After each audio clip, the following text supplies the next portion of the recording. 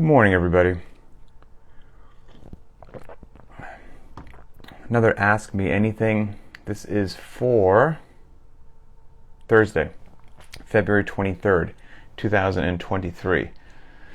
I'm a few minutes late. Sorry about this. We were supposed to kick off this morning at 5:45 a.m.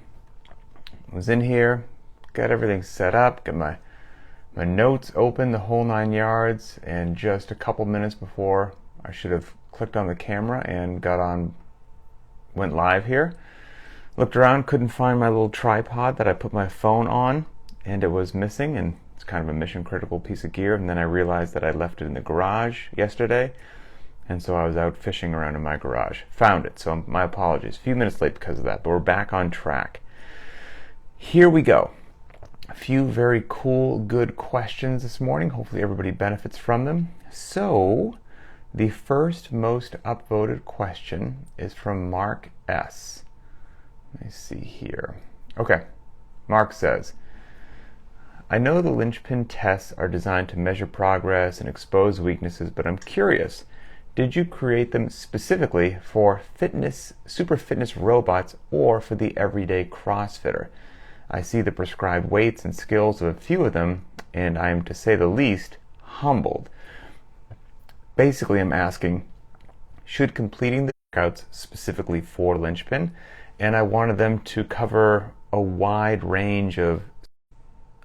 If you go to CrossFitLinchpin.com and you click on workouts and you click on tests, you can find all the Linchpin tests right there. And as of right now, there are 14 tests.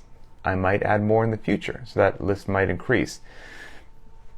And yes, some of the tests are really darn hard by design, and that's okay, because I wanted them to challenge both beginner, intermediate, and advanced athletes alike. And if some of them, the loading or the movement is a bit too challenging, by all means, you just go ahead and scale that, and that's okay. And there's a few there that for sure are like that, but many of them are, out of 14 anyway, very approachable to what I would say, somebody who's been doing CrossFit for a few years. Test number 1 has 75-pound thrusters. So that's a light thruster for men, it's 55 for women. 400-meter runs, regular kipping chin over bar pull-ups, that's totally good to go.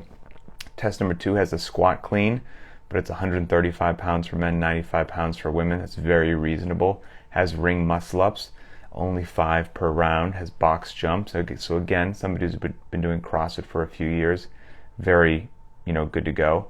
Now, test number 3, that has a heavy weight in it. Has a heavy deadlift, a 315-pound deadlift for the men, 205 pounds for the women. It's heavy for sure, but it's not unreasonable in the world of somebody who's been working out for a few years. It's a 3-round workout, and there's only 7 of those deadlifts per round. So it's a good dose, but, at the intentional rep range. Now that has handstand push-ups in it as well, so that might need to be scaled. It's got wall ball shots, but point being, there's everything from light to heavy loadings in there. So if you get to one of the ones that is, we bumped up the challenge for sure. So let's say, here's one that I think is quite challenging.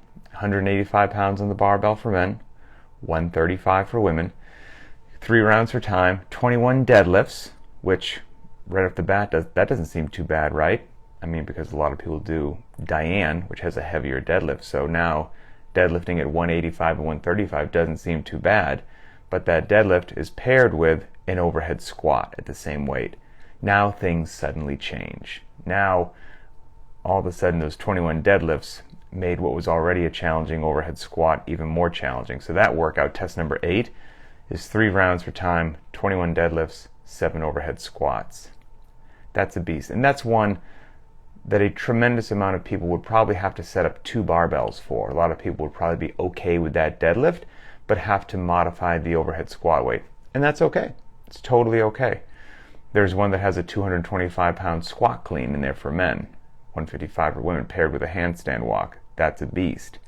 But then we've got test 10, which has a power clean. Now think in your head, a power clean weight. What's a common power clean weight? Probably 135 for men, 95 pounds for women. Linchpin test number 10 It's 95 pounds for men and 65 pounds for women. It's a light power clean, but it's a dirty couplet. Linchpin test number 10 is 5 rounds for time, 15 wall ball shots, and 15 power cleans at that lighter loading. Just an absolute burner in a rep range that you don't want to have to keep doing sets of 15. So there's a broad range in there. There's clean and jerks at 135. There's a squat snatch that's 185, 135. That's certainly challenging. So again, it's the whole gamut from beginner, intermediate, and expert. There's something in there for everybody to challenge everybody. And luckily, scaling is cool. So if you do come across one of those ones that you have to scale, that's okay. And getting back to your original question, there are plenty of people walking the earth that will never be able to do some of those linchpin tests prescribed. And that's A-okay. And that doesn't mean anything is wrong with their fitness or anything like that. It just might not be in the cards for them, depending upon their level of capacity, depending upon when they started CrossFit, all that kind of good stuff. So, and then of course, these are the linchpin tests that we're doing once a month as a challenge. We're making our way through. We just did linchpin test 6 this month in February, and so March is going to be linchpin test 7. And every time when these challenges come out, and I'll announce it, it's usually like the 3rd weekend of the month, get a cool t-shirt, some swag and whatnot. I provide the prescribed option, which I'm reading off here, but then there's a wild card option, and then there's a scaled option, and then there's a dumbbell option. So the goal is to make it as approachable for everybody out there. And again, there's 14 tests, so we're making our way once a month through a monthly challenge through all 14. And for anyone who's unfamiliar with them, again, you should go to the website and check them out. But Linchpin Test 13 is looming in our future. And there's one with no barbell in it whatsoever that is probably, I don't want to say if it's the most feared out of all of them, because a lot of crazy lunatics in the linchpin community have oddly embraced that one because they're wonderfully crazy. But Linchpin Test 13 is, for time, 400-meter run, 20 burpees. 400-meter run, 19 burpees. 400-meter run, 18 burpees. Etc., etc., etc., all the way down to 400-meter run, 1 burpee.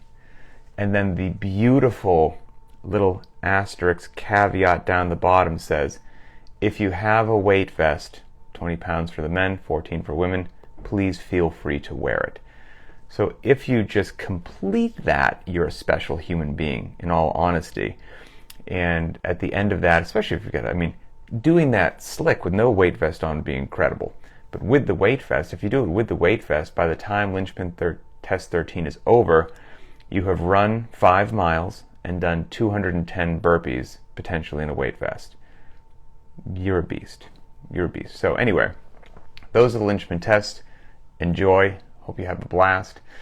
And let's see. Okay, next most upvoted question here. This is from CW CrossFit. Okay.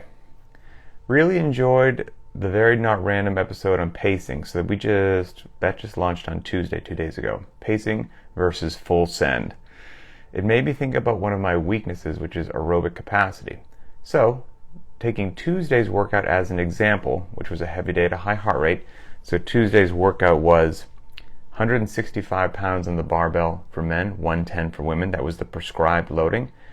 8-minute AMRAP of squat, clean, and jerk. Yep, that's a heavy day at a high heart rate right there. So, since it was a heavy day at a high heart rate, given I know I am relatively strong for height, weight, and age, would it make sense for me with workouts like these to go with a lighter weight, in my case, lighter than the wildcard option, which is what I took, if I want to increase my muscular endurance and push the pace for more reps, or can that still be achieved with less reps and heavier weight?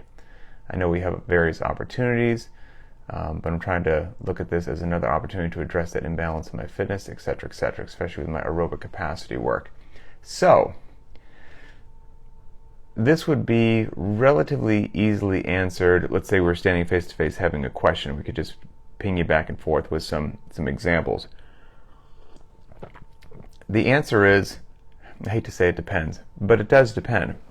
So if you're looking to increase your muscular endurance, that's not just one thing. It could be your muscular endurance unloaded, with lightweight, with moderate weight, with heavy.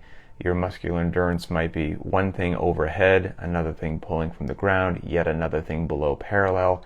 And so we'd want to peel back those layers and find out for you individually as an athlete, where do you see your wheelhouse, your muscular endurance being pretty darn good, and where do you see it like, I need some work right there? Because think about all the below parallel that we do, if that's what you're talking about with your muscular endurance. You could have everything from doing Karen with a 14-pound ball, 150 reps, wall ball shots. There's one thing you're going to be exposed to. If you're doing Angie, which we don't shy away from workouts like that has a set of 100 air squats in it, no weight whatsoever. Then you've got, of course, Cindy, you've got Barbara. Then you've got some loading on there. You could do Fran with a 21-15-9, of a moderate thruster. You're going to be exposed to that.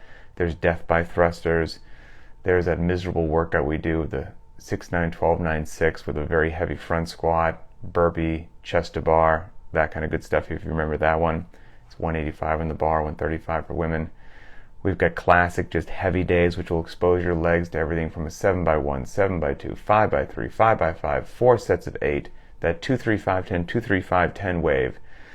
We've got lunges of all varieties, from loaded to unloaded of various distances and all that. So there's a whole lot of exposure that you are getting yourself to increase your muscular stamina. The real issue would be if you weren't exposing yourself to all those different things. If you were either cherry-picking workouts, avoiding some things, or following some sort of workout regime that was biased, and by its very nature, not exposing you to a certain slice of the pie. But since those things aren't happening, I know that you're not I know you're not cherry-picking workouts, and we certainly don't. We serve every slice of the pie, whether people like it or not. So you're getting exposed there. But even that being said, even if you're served every slice of the pie, that still doesn't mean you're not going to have your strengths, your weaknesses, your things that you just gravitate to or excel at a bit more than others.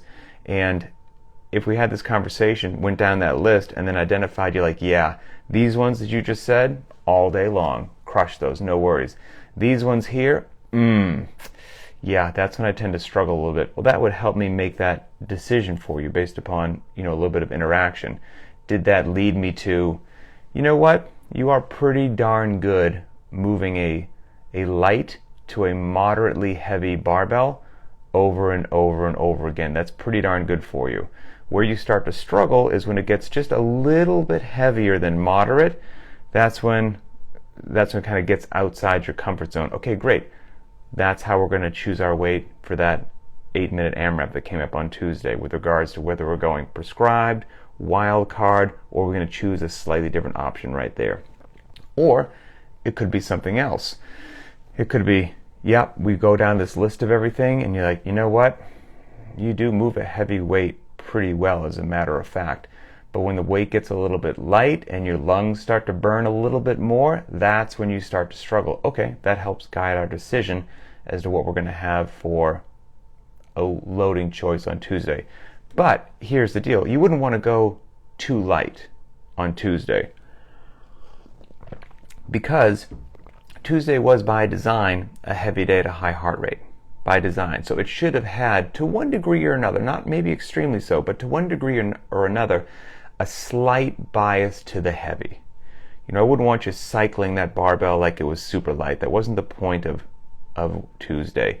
It was going to be challenging singles with some rest or whatnot, because the loading was, pesky, if you will. And based upon all those other workouts that I just kind of threw out there, and there are hundreds of others, you're going to get exposed to plenty of below parallel or overhead days where by design the goal is not a heavy day at a high heart rate. So when that is kind of the specific intent of that day, then that loading choice should probably lean towards getting a few less reps than choosing a lighter weight to get a bunch more reps. As a general rule, again, some face-to-face conversation could really crystallize that and clarify that and get into a bit more, nuanced discussion. But that would be a big picture thing to guide you. And again, sometimes it comes down to just as simple as, what is it that when you ask yourself, you look into that mirror of honesty and you go, yeah, that's where I should be, because I know that's where I'm not as good as I could be. And I'll use yesterday's workout as an example. So yesterday's workout, and I'll use it for me. Yesterday's workout was death by calories on the air bike. I've got that blasted Rogue Echo bike sitting in my garage. Now, the no equipment option, or the limited equipment option for yesterday, if you don't have any gear, was death by 10-meter shuttle sprints. Now, both of those workouts sting incredibly. Death by calories on the air bike, death by 10-meter shuttle sprints. I know for me personally, even though I'm going to suffer on both of them, I'm better and I like more the death by 10-meter shuttle sprint. Call me crazy or whatnot. I'm going to do a little bit better for whatever odd reason. Maybe it's from the military background of a lot of running. I'm okay with that suffering more than I am with the suffering on the bike. The suffering on the bike just gets to me quicker and wears me down quicker. And so that's a very easy decision for me, right? Yesterday was death by calories on the air bike, and that's exactly what I should do. Because that's for me personally, that just outside the wheelhouse, just outside the comfort zone, where my easy choice, which would have been quote unquote more reps, a better place on the leaderboard, would have been to say, hey, you know what, I'm choosing the limited equipment option today. I'm going to do death by 10-meter shuttle sprints. Still would have been a great workout. Fitness still would have been achieved. Still doing functional movements. Still not sitting on the couch. Still winning on many, many, many accounts. But if the question is, where do I need to be? Where should I be? It was on that darn bike.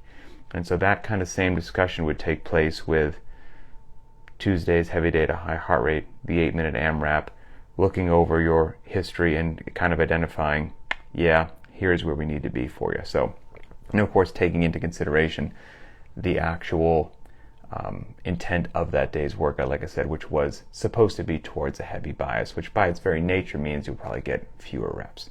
So hopefully that was beneficial. All right, next most upvoted question. This is be a quick and easy one here. This is from Erica. She says, this is a big ask. Love having Emily on the Ask Me Anything. By the way, I'm glad everybody enjoyed having my wife on the Ask Me Anything last week. I had to twist her arm because she does not like coming on camera, but everybody thought it was very well received. And she's great because I'm obviously biased, right? But she's great because she's just very candid, which is my goal as well. But she also has some good, strong opinions on women and fitness as well, because she just feels women in general, even more so than men, are continually bombarded with nonsense, fitness nonsense, and quick fixes and easy ads, and take this pill and use this cream which will somehow remove cellulite or whatever it is. Like, women are just exposed to all kinds of just weird stuff that guys don't seem to be exposed to. Guys are just like, you should tighten up your diet and work hard in the gym. Women have these 28,000 things that advertisers have decided to try to dangle in front of them to get them to swipe their Visa card, and most of them lead nowhere. And that just fires my wife up something fierce. She's like, women just need to do the work like everybody else and tighten up their diet. And so she's got some strong opinions on that stuff, and I always enjoy when she gets to come on there and share that. So that was fun. Okay, sorry. Back to Erica's question. This is a big ask. Loved having Emily on the AMA. I watched the Varied Not Random podcast regularly on YouTube. And is there any way that you could do an Ask Me Anything with Adrian Bosman? I could probably ask Mr. Bosman if he'd want to come on board. He's in a different time zone than me, so that would be, if I'm still doing this at 5:45 in the morning for him. For me, it's later in the day for him, so that would be easier for him. And I guess we could just do the split screen. I used to do those interviews every now and then, so he could go on live as well, or join it, and then we could go through some questions there. So that's a definite maybe. I'm going to give you a definite maybe on that. I'll run it by him, see what happens. Okay. Next most upvoted question. Oh, this is a quick one. 2 more. This is from Scott W., who basically says, if you need coaching advice and you want to improve movement quality, you work out by yourself in the garage, you can't make your way to a gym, you can't maybe drive somewhere to get some individual coaching and pay for individual coaching to get somebody's eyes on you, what can you do? So Scott, we did a podcast on this previously. The episode number escapes me, but maybe a quick Google search would find it. But long story short, there are so many amazing resources just available for free on YouTube for human movement that the best thing that you could do is video yourself. Everyone's phone these days shoots amazing video. So video yourself from whatever angle makes the most sense, and if you're not sure what angle that is, there's a good chance that if you find some high quality movement videos online, that if they know what they're doing anyway, they will have filmed it from the best angle to see the movement, so you can mimic that angle. Film yourself regular, film yourself in slow motion, and then just put it on your laptop, put it on your computer, and do a split screen sort of a deal where you have that idealized movement that you found on YouTube from somebody who moves beautifully, yours right next to it, and just nice and slow, tap, tap, tap, frame by frame, go through. You and that other person are deadlifting at the same time, clean and jerking at the same time, snatching at the same time, doing whatever it happens to be at the same time. And whenever that frame comes up, that you are suddenly doing something quite different than what that idealized athlete is, that's a point of interest. Go ahead and make a note there. That could be, maybe it's a power clean, and you notice as you go through frame by frame that the barbell is just around your knee or just over the top of your knee, and the ideal athlete's arms are still straight, and you notice that your elbows have started to bend and you're pulling early. Cool, great, well, you just identified something. Or maybe that's not it, if we stick with the clean example, and you notice that near the top, you don't ever fully open your hips. You see the idealized athlete with his full, beautiful hip extension, and you never reach that position. You kept your hips a little bit closed, and you're already on your way back down. Okay, well now you've identified that you're not actually finishing with your hip opening. And again, these are just examples, but you could do this with darn near any movement, and it just takes a little bit of time and effort, and it's really, really valuable. Okay, final most upvoted question. Let's see. Oh, this is a great one. Not to nerd out, but this is a great one. Nothing to do with CrossFit, by the way. From David M. What are a couple of books that you feel everybody should read? Great question. I'm 100% book nerd.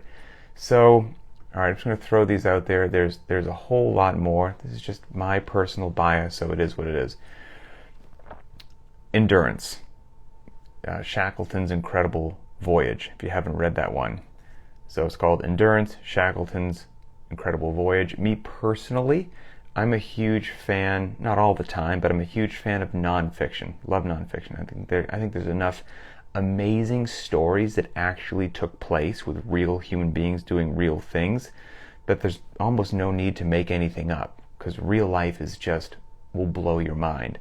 And if it really happened, it's a powerful lesson one way or another, be it for good or for bad. And I like kind of learning those lessons. And I also like nonfiction of people who have overcome things or achieved things, because I feel that's, for me anyway, that's motivating and helps me focus on, I can do whatever that is too. So anyway, Endurance, Shackleton's Incredible Voyage.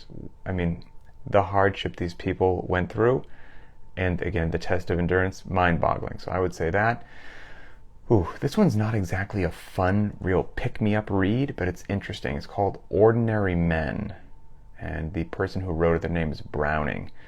And it is back in one of the world wars. It's basically it's an interesting psychology thing. It's basically how, if you look at some war that's going on and how you would say the people on the other side committed these horrible atrocities or did these terrible things, and you just think, they're monsters, which they may have been, fair enough, but how could they ever do that? This is an interesting book about how regular people with no crazy background, no nothing, just slowly got indoctrinated and went along with the crowd, and before you know it, years passed and were committing horrific acts that if you retrace to their childhood, to their occupation, it makes no rational sense as to how they were doing what they were doing. So it's kind of that peer pressure herd mindset, or how you slowly get indoctrinated in something in a negative way. It was a fascinating book. Not a pick-me-up, though. That was Ordinary Men by Browning. I'm a huge Thomas Sowell fan. Judge me if you will. Huge Thomas Sowell fan. And his book, Basic Economics, I think is wonderful. I think everybody should read Basic Economics. It's great. Thomas Sowell, I think, is great. I think everybody needs more Thomas Sowell in their life. Boys in the Boat. The author who wrote Boys in the Boat, his last name is Brown. It's just a fantastic, it's about a collegiate rowing team, but the story in and of itself is fantastic. True story as well, Boys in the Boat. How to Win Friends and Influence People. And that's by Carnegie. It's an old book, and I never was a big fan of that title, How to Win Friends and Influence People, because it seems disingenuous and it seems unauthentic, and it seems like you're going to try to flip a switch and then talk a certain way and be a certain way to influence people, or to quote unquote win friends. I think it's a poorly chosen title, but basically what it is, it's just a great common sense book about interacting with human beings, having some emotional intelligence, and how to communicate. That in its very nature is what it is. Good book. And it's quite an old book, but it stands the test of time. Just a few more, sorry. It's a great question, I loved it. Educated by Westover. Amazing book, couldn't put it down. Educated by Westover. Two more. Principles by Ray Dalio, I really enjoyed. And then Empire of the Summer Moon by an author named Gwen. And that was another book, Empire of the Summer Moon, that I could not put down. It was crazy. And these are all true stories and whatnot, all nonfiction. So that's that. Great question about the books. Got me fired up. I need to get a new book going. So if in the comments, if you've got a great non-fiction recommendation, I would absolutely love to hear it. So please feel free to leave it there. So that's about it. It's a rest day. I encourage you to take it. I'm going to finish the rest of my coffee and start my day, and we'll talk later.